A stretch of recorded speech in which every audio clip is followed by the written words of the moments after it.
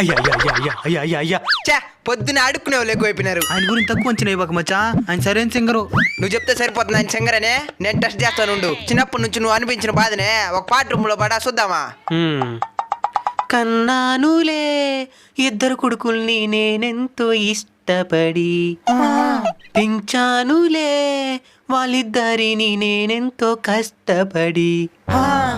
చిన్నప్పుడేమో మా నాయనంటూ వాళ్ళిద్దరు కొట్లాడినేరే, మరిప్పుడేమో మీ నాయనంటూ నన్నే బయటకి నెట్టినేరే.